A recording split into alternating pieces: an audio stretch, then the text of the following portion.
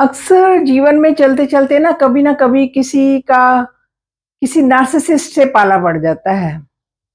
वो किसी ऐसे टॉक्सिक रिलेशनशिप में आ जाता है जहाँ से उसको निकलने के कोई रास्ते नज़र नहीं आते। उसको लगता है कि मेरा जीवन जो है अब हेल बन चुका है, मेरे जीवन में अब कोई खुशी नहीं आने वाली है। वो अपने आप में ही बड़ा डिस्टर्ब सा होने लगता है। तो बहुत सारे लोग जो हैं जो टॉक्सिक लोग हैं दुनिया में रहते हैं, तो उनकी अपनी एक पर्सनैलिटी होती है, वो अपने तरीके से जीते हैं। तो अगर बाहर की दुनिया हो, जॉब पर हो, तो अगर कोई प्राइवेट जॉब है तो इंसान कोशिश करता है कि मैं जॉब चेंज कर लूँ। उसके पास ऑप्शन है कि मैं इस जो टॉक्सिक पर्सन है, नार्सिसिस्ट है, इससे मैं कैसे बच सकता हूँ, तो वो जॉब चेंज करने की ऑप्शन कर सकता है या खुद को अपना थोड़ा मॉडिफाई करने कर सकता है। अपने आप को ज़्यादा ब्रेव बनाकर अपने आप को अच्छे तरीके से हैंडल करके खुद को कि ये सिचुएशन ऐसे ही है तो ऐसे ही रहनी है, तो वो कर सकता है।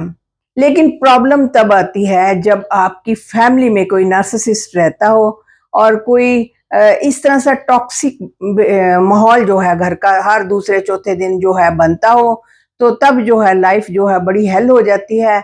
ऐसे में इंसान जो है सोचने लगता है कि मैं कहाँ जाऊँ, किस दुनिया में जाऊँ जहाँ मुझे खुशी मिले। क्योंकि ना तो वो घर को छोड़ सकता है, ना बच्चों को छोड़ सकता है, ना फैमिली से अलग होना चाहता है, लेकिन चाहता है कि मेरी जीवन में जो है पीस आए, शांति आए, मुझे खुशी मिले। मैं बहुत परेशान हूँ। वो ईश्वर को पूछता है कि मैं क्या करूँ? तो ये कुछ एक बातें हैं जो आपको अपने मन में बिठा लेनी चाहिए। अगर आपका पाला एक नार्सिसिस्ट से पड़ा है या किसी ऐसे टॉक्सिक बिहेवियर के साथ आपका वास्ता पड़ रहा है, तो जिस सिचुएशन में आप घिस नीचे दबते जा रहे हैं, कुएँ में नीचे जाते जा रहे हैं, तो वहाँ से बाहर निकलिए और पहले तो अपने मन को ये समझा दीजिए कि ये जो सामने वाला पर्सन है, इसने अपनी एक इमेज बना रखी है कि ये बहुत ही इम्पोर्टेंट पर्सन है, इसने अपनी सेल्फ इम्पोर्टेंस की एक इमेज बनाई हुई है। ये इस इमेज से कभी सारा जीवन बाहर नहीं निकलने वाला। इसकी यही इमेज रहनी है कि मैं ही इम्पोर्टेंट हूँ, मैं ही सुपरमैन हूँ या मैं सुपर वुमन हूँ, मैं इससे आगे और कोई नहीं है। जो मैं कहूँगी सबको वही कहना करना पड़ेगा, जो मैं कहूँगा सबको वही करना पड़ेगा। चाहे ये मेल हो चाहे फीमेल हो, दोनों तरफ से ये नार्सिसिस्ट हो सकते हैं।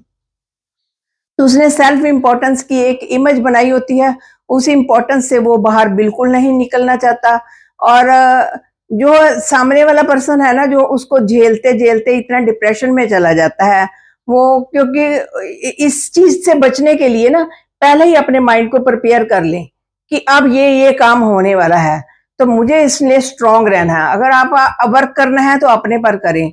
ये कभी मत सोचें कि वो चेंज हो जाएगा। he और she will never change their behavior। वो अपना बिहेवियर चेंज नहीं करेंगे, वो जैसे हैं वैसे ही रहेंगे। आपको चेंज होना है, आपको स्ट्रांग बनना है, आपको खुश रहना है, अपने लिए करें। खुद को इतना स्ट्रांग बना दें कि सामने वाला पर्सन चाहे कैसा भी है, मुझे तो खुश रहना है। अपने माइंड को अपने माइंड को प्रिपेयर करें कि ये करेगा ना तो मुझे गुस्सा नहीं अपने आप को दिलाना, मुझे तो खुश रहना है क्योंकि ये तो अपना खून जला रहा है, मैं क्यों जलाऊं, मुझे तो खुश रहना है।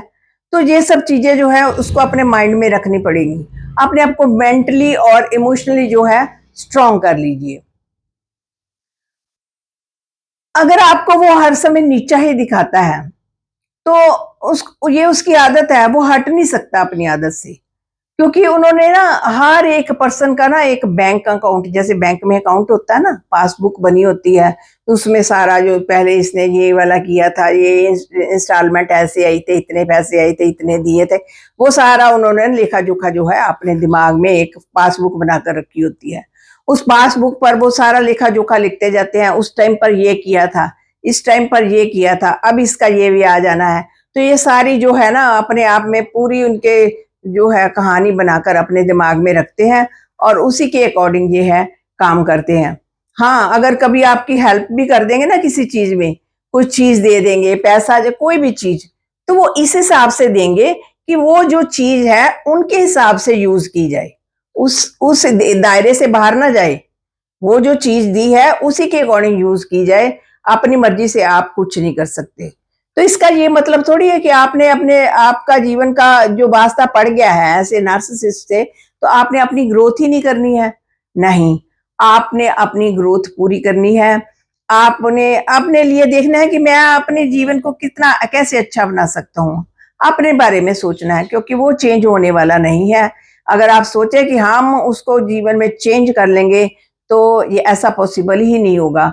क्योंकि उन्होंने अपनी इमेज जो बना रखी है उससे वो बाहर आने वाले ही नहीं है।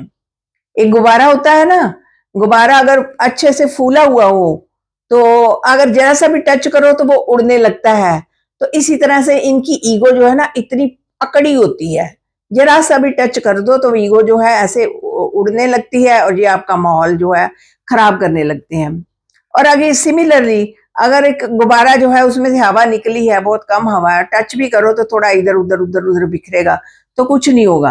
तो सिमिलरली जब इनकी ईगो इतनी हाई हो चुकी होती है कि अपनी ईगो से बाहर ही नहीं निकलना चाहते, तो आप इनको छेड़ो ही मत। इन चुपचाप अपना सुनो, अपने माइंड को प्रिपेयर करो कि अब ये ड्रामा होने वाला है, अब ये कुछ ना कुछ करने वाली है। अपने माइंड को थोड़ा प्रिपेयर करके रखो और हाँ, अपनी बाउंड्री सेट करो। कई बार ऐसा होता है ना, तो वो अपनी बात सुनाते जाते आप भी कुछ कहना चाहते हैं, लेकिन आप कह नहीं पाते, वो आपकी सुनना ही नहीं चाहते। अगर आप कहो भी तो आपको टोक देंगे, चुप करो पहले मेरी बात सुन। वो अपनी ही बात सुनाते जाएंगे और आपको अपनी बात कहने नहीं देंगे। तो उनको ये ना अवेयर कर दें कि अगर आप अब मेरी बात नहीं सुनोगे तो मैं आपकी एक भी बात नहीं सुनने वाला या सुनने वाली, और मैं इस सिचुएशन से बाहर जा रही हूँ। मुझे यहाँ कोई किसी से कोई बात नहीं सुनेंगे। तब उनको एहसास होगा कि हमने सामने वाले पर्सन की बात भी सुननी है।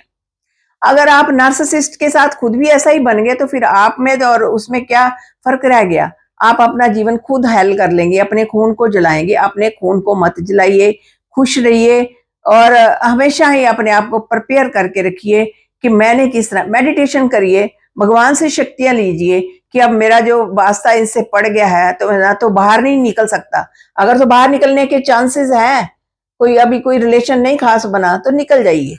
अगर नहीं बने हैं, कोई फैमिली बन गई है, तो उसमें से बाहर निकलना आपको अच्छा नहीं लगता, आपके बच्चों का फ्यूचर आप बड़ा कुछ सोचते हैं, तो फिर अपने आप को चेंज करिए। वो सामने वाला पर्सन कभी भी चेंज नहीं होने वाला, आपको चेंज करना पड़ेगा खुद को। आप अपने लिए सोचें कि मैंने इस माहौल को कैसे ठीक करना है। अब ये जो हो गया हो गया, अपने आप परमात्मा मेरे लिए अच्छा करेगा, तो ईश्वर सच में आपको शक्तियां देगा। अपने आप को स्ट्रांग करिए, अपने आप पर वर्क करिए कि इसे जो कहना है कहते ही रहना है, उसको दिल पर मत लगाइए बातों को। अगर आप उसकी बातों को दिल पर लगाएंगे तो आप और ज्यादा परेशानी में आ जाएंगे। और कोई डाउट ना रखें उस पर कि उसने अपनी जो है इमेज बना रखी है कि यही इमेज ठीक है। ये हमेशा उसको ना प्लीज करने की कोशिश मत करो। कई बार होता था कोई ऐसा बंदा बैठा होता ना, कोई इंसान उसको जान प्लीज करता जाता कहीं ये अनॉय ना हो जाए। लेकिन ये ना उनको आदत पड़ जाती है कि हाँ मैं प्लीज करूं। तो इस तरह से जो है कुछ लोग हमारे जीवन में आ जाते हैं, नार्सिसिस्ट आ जाते हैं, टॉक्सिक पर्सन होते हैं, टॉक्सिक लाइफ हो जाती है। तो उससे बचने का एक ही तरीका है कि खुद पर वर्क करें। उस पर वर्क ना करें, उस पर वर्क करने से आपको जीरो जो है रिजल्ट निकलेगा। अपने पर वर्क करेंगे तो आपको बहुत कुछ मिलने वाला है। तो इसलिए फ्रेंड्स, आज हमने बात की थी कि हम टॉक्सिक रिलेशनशिप से, नार्सिसिस्ट से कैसे बच सकते हैं। तो ये एक छोटे छोटे उपाय आपको बताए हैं। आप कृपया इन पर ध्यान दीजिए, और आपको भी कोई उपाय आता हो, कोई तरीका आता हो, तो कृपया कमेंट बॉक्स में जरूर लिखिए। शुक्रिया फ्रेंड्स।